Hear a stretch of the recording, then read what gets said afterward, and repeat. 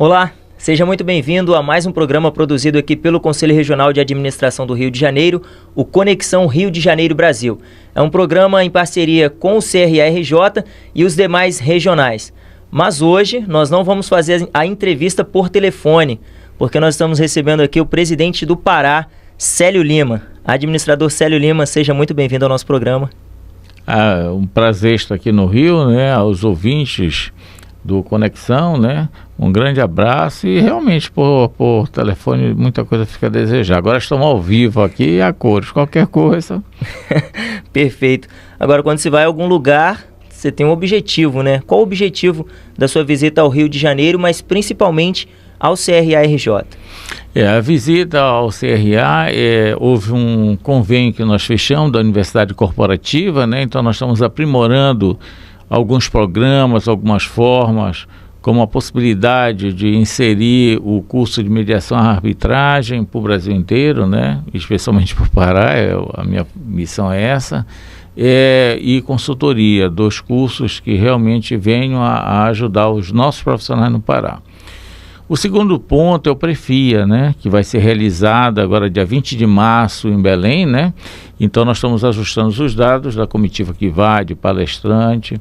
E o terceiro ponto é verificar o know-how existente no Rio, né, que por sinal está muito bem equipado, né, está muito bem equipado, e os programas que possam nos auxiliar em nossa luta. Agora, falando de parceria, como está sendo a experiência da Universidade Corporativa do Administrador para o estado do Pará? A Universidade Corporativa, há uma expectativa, né, porque ela foi firmado o convênio, ele vai entrar no ar, mas precisa de um pequeno ajuste. Mas a Universidade Corporativa, ele vai possibilitar a formação de nossos profissionais dentro de uma realidade de custo baixa, né? Porque até 5 cursos ele vai fazer. Aquele que está em dias com a sua mensalidade, ele não vai pagar nada, ele será isento, né? E abre a possibilidade de nós fecharmos com instituições de ensino, com os governos, a formação desses profissionais que estão inseridos nessas instituições. Qual a relevância para o administrador de permanecer se atualizando no mercado, utilizando até a Universidade Corporativa do Administrador? A formação e o acompanhamento, a manutenção, o aprimoramento e o aprofundamento, especialmente em nossa profissão, ela passa por um dia a dia. Há uma evolução muito grande. E a Universidade Corporativa, ela vai possibilitar essa formação com um custo dentro da capacidade da maioria dos profissionais. Num país como o nosso, que a educação deveria ser o ponto máximo, né? A relevância, livros a um custo baixo, possibilidade de programas até gratuitos do próprio governo, bibliotecas públicas virtuais e físicas compatíveis com a necessidade e realidade do mercado, a universidade vai poder fornecer isso, que hoje nós não temos. Se você for no mercado, se abrir mesmo os sites que tem livros, sai caro, não tem como o profissional iniciando, né, ele manter toda essa estrutura e suprir a sua necessidade. Perfeito. Agora vamos falar de 50 anos de regulamentação da profissão. O senhor já está na jornada aí desde 84, isso, foi o que o senhor falou. Primeira eleição. Como foi essa caminhada do senhor e como o senhor avalia as mudanças, as transformações nesse período? Vamos fazer uma evolução, né? Uma evolução, porque o meu cabelo caiu por causa do shampoo que a gente utiliza, não por causa da idade. Mas eu estou no sistema, eu me formei em 1982 pela Universidade Federal do Pará, 1982. De 82 a 84, eu era aquele, como diz, o chato, que eu ia cobrar do conselho, ia mesmo, quase todo dia eu ia no conselho, cobrar atitude. A atitude do conselho, a função do conselho é essa, é resguardar mercado. É defender uma sociedade que cada dia mais necessita de pessoas que lutem por ela. Então, 82, já faz bastante tempo, era uma outra realidade. 84, eu me candidatei como suplente. Fui suplente em 84. Mas o suplente naquela época não é hoje como é considerado suplente. Para nós, o suplente é como se fosse um titular. Nós chamamos do mesmo jeito, ele faz parte das atividades. Mas naquela época não, o suplente era suplente. Ou seja, só é chamado como titular, não pode ir. E o conselho na nossa região, se aqui já tinha dificuldade, imagina lá no norte, né? O Pará tinha muita dificuldade, uma profissão nova. Olha só, foi 65, regulamentado em 67. Para 84 dá o quê? 80, 60, 70, nova, né? Nova. Hoje, 50 anos, né? É uma profissão muito nova, ainda não está tão firmada no mercado. Aí, em 84, ninguém queria ser diretor de fiscalização, ou na época era coordenador de fiscalização, supervisor de fiscalização. Ninguém queria, nem um conselheiro, porque fiscalização ia mexer, não tinha nada de fiscalização. Para você ter uma ideia, naquela época, o nosso conhecido fiscal, que chamavam de fiscal, ele dormia no conselho, né? E saía, dava uma volta, mas não tinha trabalho nenhum. Aí eu me comprometi, sempre fui meio brigão, aproveitei, me comprometi em montar uma fiscalização. Aí eu montei a fiscalização, selecionei 2 profissionais, logo 2 administradoras, treinei as 2 dentro daquilo que eu entendia que deveria ser a fiscalização. Mas infelizmente havia uma luta no sistema muito grande. Naquela época havia uma divisão norte, nordeste, centro, sul e sudeste.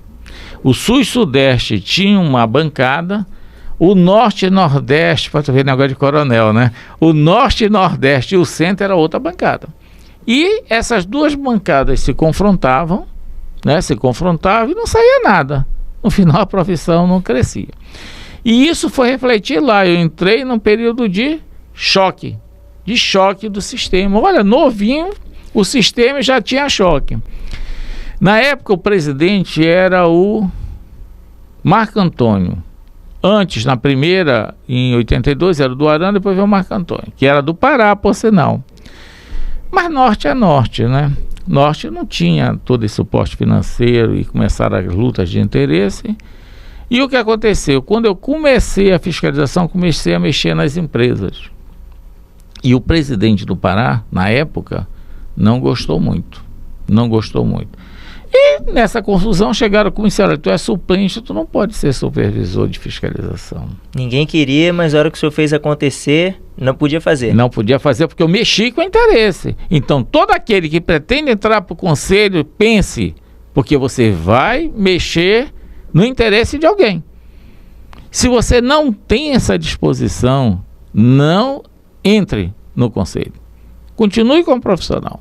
Porque há muitos interesses, uma fiscalização atuante, um conselho atuante vai mexer. Pronto.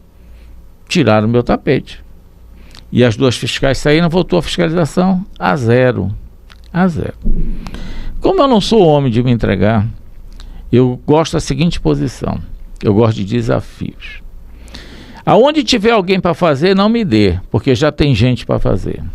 Me dê aquilo que ninguém quer fazer. E a coisa mais difícil que tiver. Pronto. Porque onde é fácil e onde tem muita gente, deixa para eles. Deixa que os outros façam. Pronto, 86, de novo concorrendo, 85, 86. Que naquela época as eleições elas eram diferentes de hoje. Fui eleito como titular. E eu pedi a fiscalização. Não, eu quero ser da fiscalização. Aí criamos uma coordenadoria, não é nem diretoria, é coordenadoria de fiscal, não tinha nada, pô. Aí eu selecionei um estagiário, chamei a Ida, uma grande professora da Federal, companheira, disse: Ida, como é que fica? Ela me indicou um estagiário. Todos os funcionários do conselho foram estagiários do conselho. Hoje, todos passaram pelo estágio. E ela me apresentou, e nós montamos a fiscalização.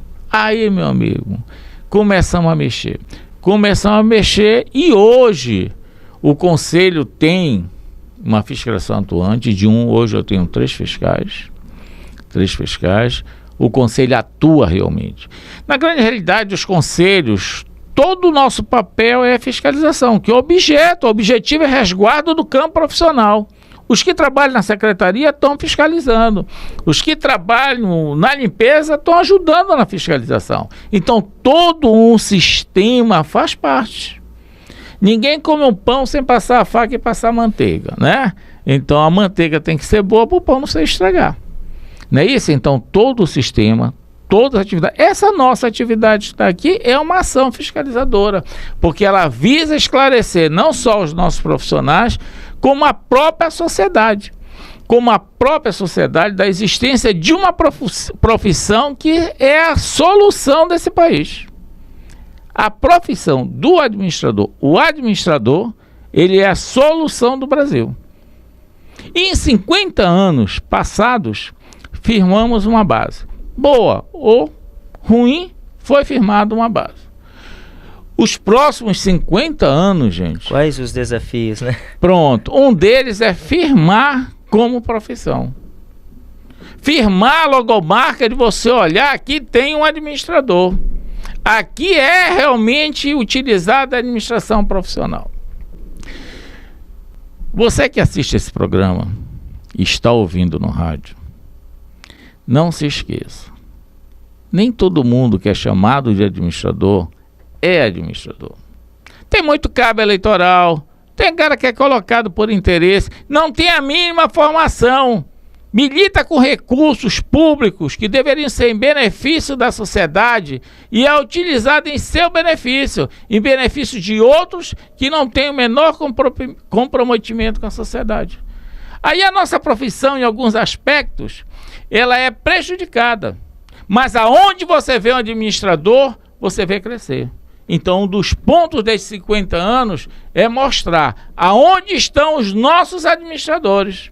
Aonde estão os administradores que vão mudar, vão revolucionar nesses 50 anos a administração brasileira, seja pública, seja privada.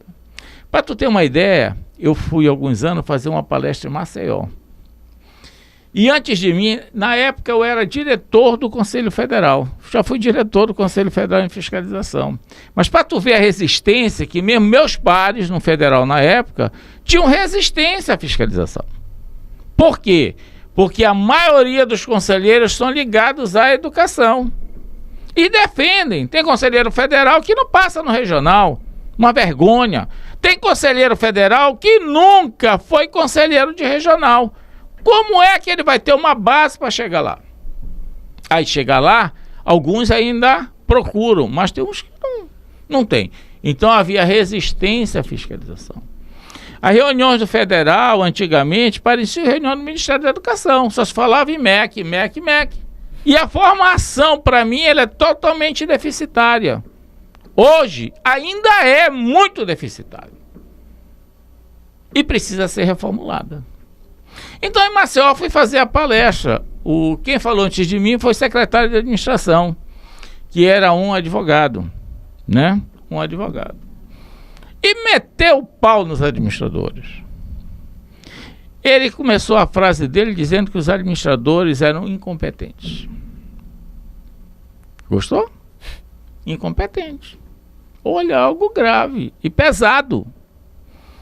E a turma batia em mim assim, cutucando, sabiam do meu temperamento, né? Hoje eu sou até mais calmo, né? Se contendo ali.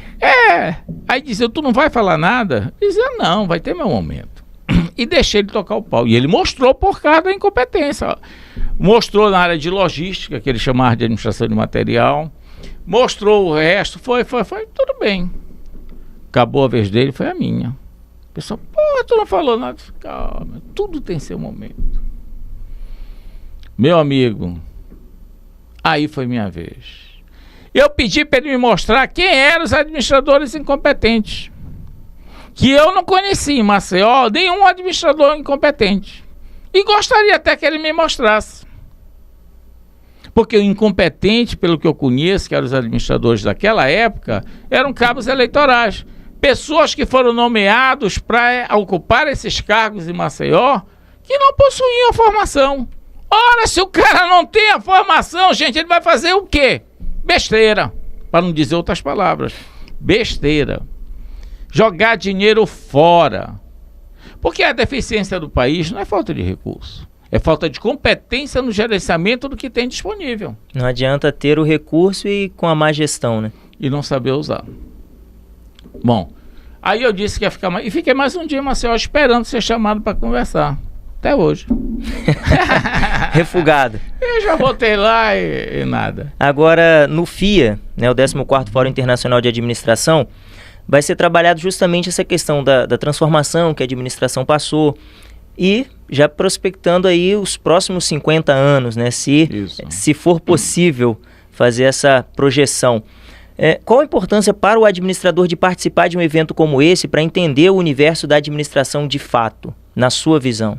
Olha, eu vou falar com todos os administradores que estiverem me ouvindo, seja do Pará, seja do Rio, qualquer estado da federação.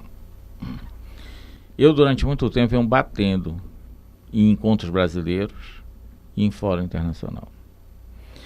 Porque eu não vejo o resultado desses que aconteceram. Não vejo e digo para todos eles. Alguns colegas ficaram com raiva de mim, mas é a realidade. Nós temos que trabalhar por resultado. Ora, durante esses fóruns, o que mudou na realidade da administração brasileira? Tivemos o 7º EMBRA em 1997, se não me falha a memória, aqui no Rio de Janeiro. E houve a apresentação de uma teoria nova, local, que foi a teoria T de Tatu. T. Foi a teoria apresentada. De lá para cá, meu amigo, não tem mais nada. Não tem. Mostre-me. Não tem. Quando eu vi a programação do Rio, aí eu fiquei mais animado. Porque a programação... E aconselho a todo mundo a vir. Venha por FIA. A programação, realmente, ela vai mexer com a profissão. Ela abre espaço para você questionar e já nos preparar para os próximos 50 anos. Ela abre esse espaço. Se não abrisse, olha, eu sou muito franco, e quem me conhece sabe, eu teria dito. E não seria nem parceiro. E olha que nós somos parceiros. É tanto que vamos fazer o pré-FIA lá em Belém, dia 20 de março. Né? Vamos fazer em Belém. E vem uma delegação aqui para o Rio para participar em maio. Então, porque eu confio nas propostas que foram lançadas. A programação está muito boa e é a hora de nós começarmos a alavancar. Na sua visão, então, o questionar o futuro é aquilo que move realmente ao ponto forte do FIA, essa abertura para se questionar e se produzir coisas novas. Seria isso? Isso. Essa é a oportunidade de nós, profissionais, começarmos a questionar e nos prepararmos para o futuro. A programação está pronta para isso. Está pronta para sairmos desse estanque e começarmos a desenvolver alguma coisa mais profunda em termos de profissão. E eu aconselho a que todos aqueles que estejam assistindo, gente, venham. Venham por FIA e os que estiverem no Pará ou na região possam ir, vão por pré-FIA. Perfeito. Agora, falando de passado e futuro, eu adoro, né? Na questão da sua gestão passada, qual foi o ponto forte? Como o senhor avalia a sua última gestão? Veja bem, eu já tenho algum tempo, né, no conselho. Mas todo ano eu me renovo. Todo ano eu me renovo. Agora são 2 anos, né? Então eu me renovo no período. Esses 2 últimos anos passados, nós demos uma nova roupagem no conselho. Mudamos, evoluímos em termos de tecnologia. Evoluímos tanto porque o Conselho do Pará não tem esses recursos todos. Essa é a grande realidade. Então, dentro da nossa capacidade financeira, demos uma atualizada no sistema. E partimos para a definição de nossos processos. E fizemos uma ampliação na fiscalização. Onde é o problema sério do sistema? São 2 do profissional. A formação. Né? A formação. E o segundo, a inserção no mercado. 2 básicos. Né? Profissional tem. Muitos formados. No Brasil são mais de 1,5 milhão, 1,7 milhões. Os números não batem, eu acho que nem o Ministério da Educação tem esse número. Não tem. É tudo um chute para cá, para lá. Mas a realidade é que nós temos 301 mil habilitados. No estado do Pará, nós temos habilitado em torno de 7 mil a 8 mil profissionais, caminhando para os 8 mil habilitados, não é registrado. O estado tem mais de 15 mil. Habilitados, nós temos de 7 a 8 mil profissionais. Graças a esse trabalho que vem sendo feito. No campo da formação, existe uma resistência muito grande por parte das instituições de ensino, que elas não querem os conselhos lá dentro, olhando, acompanhando e vendo. Aí nós partimos para o mercado. No mercado, localizamos instituições que não possuem nem autorização para estarem no estado do Pará. Polos de outros estados. Polos de outros estados. Estão formando o quê? Nada. Estão ganhando? Estão. Estão distribuindo diploma? Estão. Então virou uma máquina comercial de troca de diploma por dinheiro. E o que eu estou falando aqui, eu escrevi para o Ministério Público, escrevi para o Ministério da Educação e agora ingressamos na Justiça contra o próprio Ministério da Educação, para ele cumprir a obrigação dele de fiscalizar, o que ele não faz. Não fiscaliza porque o país é grande, ele não tem estrutura para isso. E virou um grande comércio a educação. Eu digo, é mais comércio do que realmente educação. Não temos como educar dessa forma. Nós estamos distribuindo diploma, gente. Tem estudante que nunca entrou no comércio. Nunca planejou nada. Como ele vai ser um profissional se ele não conhece o mercado, se ele não vive o mercado, se ele não sente o mercado? Fica na teoria, quando chega na prática, nada. Se tivesse a teoria. Se tivesse a teoria. É porque, olha, eu não acredito num curso que o cara chega fim de semana, escreve 3 letrinhas e vai embora. Se os regulares já têm dificuldade, imagina os irregulares. Sabe como é que eles fazem? Algum inteligente andou inventando os cursos de extensão. Só pode ser inteligente, porque os caras ficam inventando um bocado de cursos aí que não serve para nada. Para formação, para inserção no mercado, não serve para nada. Que não dá conhecimento necessário para isso. Aí inventam uns polos como curso de extensão. Na realidade, gente, eles dão o diploma de administrador pela matriz. Né? Pela matriz. Para tu teres uma ideia, o negócio está tão bagunçado que existe um curso de licenciatura que a lei não permite isso. Ela não aborda, ela não abrange. Porque o administrador, nos termos do artigo 2º, letra E da Lei 47/69, ele já permite que eu vá para a área do ensino. Então não precisamos criar o curso de licenciatura. Pois olha, apareceram 2 diplomas falsos. A universidade diz que é falso, está no Ministério Público isso, falso. Aqui do Rio, da Universidade de Castelo Branco, 2 diplomas que a universidade diz que é falso. Olha, saiu daqui do Rio, foi lá para o Pará, hein? 2 falsos. E existe de uma faculdade no interior do Amazonas, do Maranhão, se eu não me engano, de Santa Inês, que ela também... Agora, ela não disse que era falso, não. Ela está expedindo diploma de licenciatura. Pronto. E existe mais 7 instituições que têm polos irregulares, expedindo diplomas de administrador, sem que essas instituições possuam autorização, pelo menos nem autorização elas têm de funcionar. Tem uma que tentou agora fazer, e é bom que o pessoal que ali do sul, do Pará, ali de Novo Progresso por ali, pense bem quando fizer a faculdade. Porque tem uma instituição de Mato Grosso que ela diz que leva os alunos de Novo Progresso para Mato Grosso. Como eles não conseguiram o registro no conselho, que nós estamos negando o registro, nós estamos negando mesmo o registro, eles fazem o seguinte, eles resistem em Mato Grosso e pedem transferência para o Pará. Aí nós estamos negando a transferência do registro. Eu falei com o presidente do Mato Grosso e disse, olha, a pessoa apresenta toda a documentação como residente no Pará. Apresenta o estágio como tendo feito no Pará. Estágio de 1 ano. Mas ao mesmo tempo, ele apresenta um documento dizendo que ele frequentou todas as aulas, 100% de frequência. Como? Que eu saiba, naquela região não existe aqueles aviões a jato. Tem um avião a jato? Do Mato Grosso, ele chega de um... Não tem. Não tem helicóptero para também ajudar. Então, como esse cara conseguiu frequentar a aula em Mato Grosso, em Cuiabá, e ao mesmo tempo está em Novo Progresso estagiando? Aí eu pergunto, cadê o Ministério da Educação?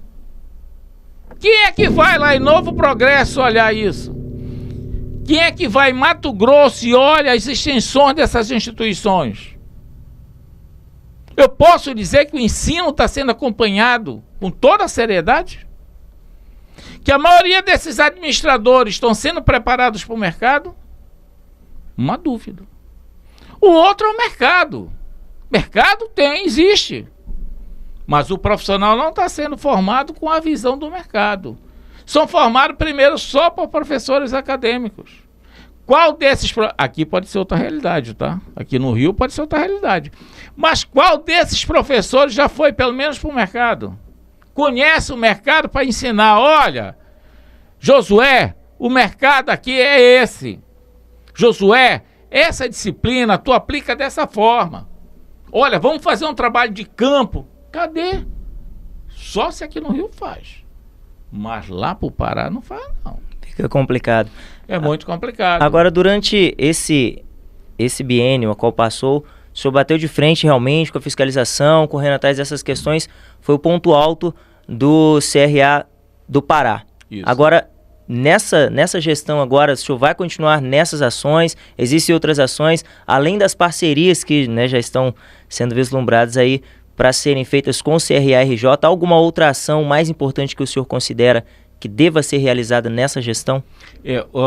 Esse parceria, esse convênio que nós estamos fazendo com o Conselho do Rio de Janeiro, ele já vai suprir uma demanda na capacitação dos nossos profissionais. Nós vamos capacitar os profissionais para que eles possam ocupar esse mercado de trabalho. Então, o CRA do Pará está com a meta de inserção daqueles que estão inscritos no Conselho para ir para o mercado. Estão fechando agora uma parceria com a Associação Comercial de Castanhal, que é o Nordeste do Pará. A ela estão vinculados 47 municípios. Então vamos fechar uma parceria do Conselho, preparar os consultores, os administradores para fazerem consultoria em micro e pequenas empresas, que é praticamente 90% das empresas que tem. E a associação, ela entra com a conscientização do empresário em utilizar essa consultoria. Então, com isso, nós começamos a capacitar e a inserir esses profissionais. E, através da universidade corporativa, nós podemos chegar a ele, passando todas essas informações, fazendo essa capacitação e levando ele para o mercado, né? Para ele utilizar, fazer o feedback daquilo que ele aprendeu. Então essa é uma forma, a inserção dos nossos profissionais no mercado. A outra, gente, é continuar a lutar pelo mercado.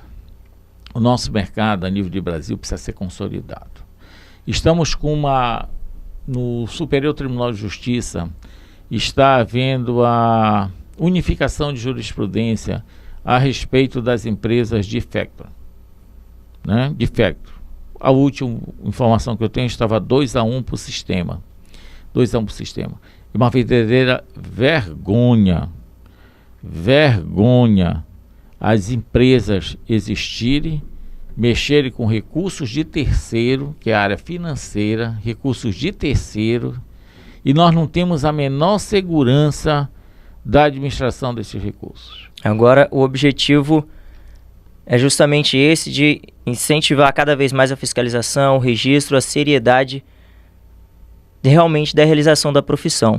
José Célio, um prazer falar contigo, sempre. Nosso tempo é corrido. Puxa, já pegou. Mas olha, o senhor já fica convidado, com certeza, ótimo, para um próximo Conexão Rio de Janeiro, Pará.